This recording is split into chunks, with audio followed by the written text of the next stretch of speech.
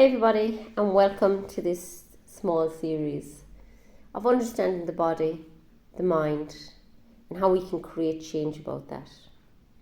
So today I want to talk to you a little bit about stress and trauma and how it can get stuck in our body and what we can do to create change around it.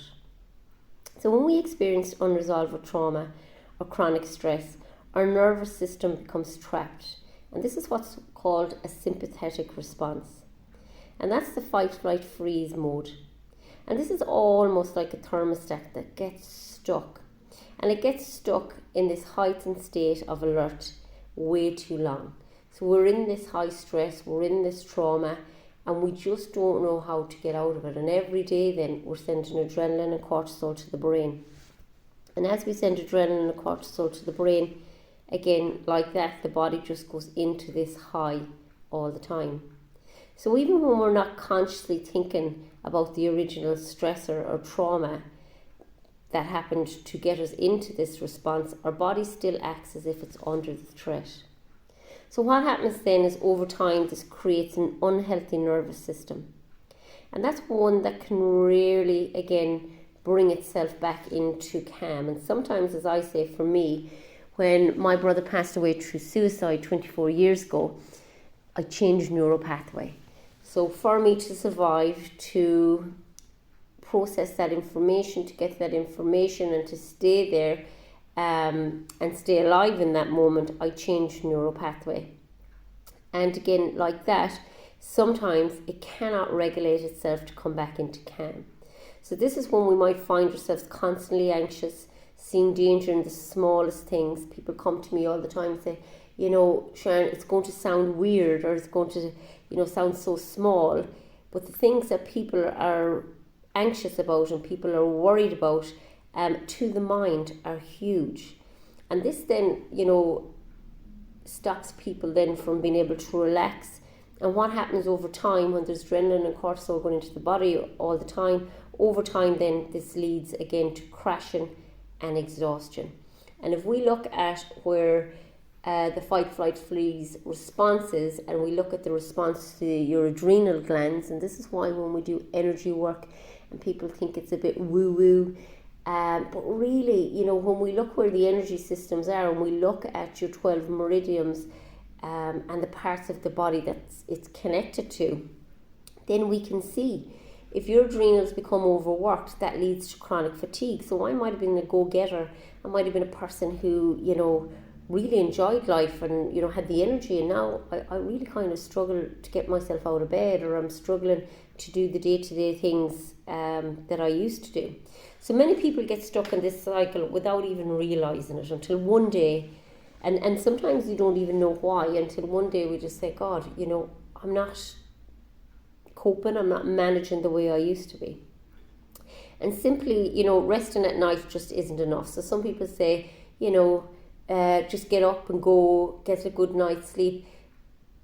If we've been in chronic stress or we've had a traumatic event happen, then it's not as easy as having, a restful night's sleep, because we need to learn how to regulate our emotional system. We need to learn how to emotionally regulate our nervous system throughout the day, not just when we're burnt out. And unfortunately, that is what happens. People get to burnout.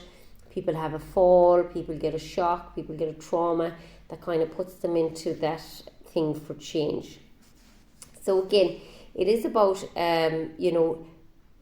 looking every day to see where my triggers are. What is it, again, that, creates the stress? What is it that, again, maybe the aspects of my day that create change or that create stress. So the key to building the healthy nervous system is frequent, small amounts of calming throughout the day. This is breath work. In the common series, I will be doing some breath work. We'll be doing, some tools and techniques, EFT. We'll do all of these things that you can implement throughout the day that are going to help you regulate your nervous system, and not just waiting for that weekend or holiday. And how many times, and I see it in here all the time, the people go on holidays and the next minute they get a flu.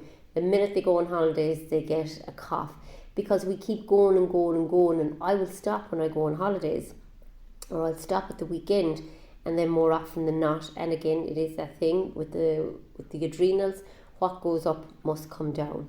So sometimes it hits us with a bang. So it's about intentionally triggering your parasympathetic nervous system, and that's when then your rest and digest is happening. That is when the parts that, you know, are not at ease become with ease. So again, it's taking responsibility for relaxation and for healing and recovery within your body in small pockets, small areas in your life, whether that's getting up earlier in the morning, whether that is going to your car at lunchtime and taking those 10-15 minutes to yourself, whether that is, you know, that last 15 minutes before you go to sleep at night, doing a technique. You can implement these things and you can change your nervous system throughout the day. So again, it's just amazing to see, you know, how our nervous system can change and grow. And if we look at research, and research shows that the physical structure and the chemical balance, even on an electric activity in our brain, can be reshaped by how we use it. We go back to hypnotherapy. We can create those positive changes. We can rewire our thinking. We can reframe words that we use about ourselves. And when we reframe them and when we change them, then, you know, our physical aspects change as well. Because more often than not, when there's a physical ailment, there's an emotional attached to it. So we can 100% influence all aspects of our life. So the more that we practice the calming skills, the more that we, you know, train our nervous system to respond to life's challenges with resilience, like waking up and performing when needed to, and calming then down afterwards fully. So you see people who go into a heightened state or might have to do, you know, a presentation or something. They go into that heightened state to do that, and we do need stress, so that's great. But what happens more often than not is people come out of it and they go into that stress again thinking, oh my God, did that work out properly? Did I do that right? Did I say this? Did I miss that?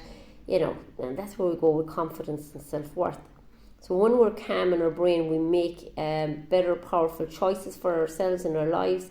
And when we create that calm by meeting the survival and attachment need, we get to train our brain to say that we are safe and that we feel safe. And remember, that is one of the biggest things for us, is that our mind, our brain just wants us to know that we're safe. So as we go through these series, I will be showing you again some tools and techniques that you can do by just simply taking those time out throughout the day. So stay with the series, and I look forward to sharing more with you.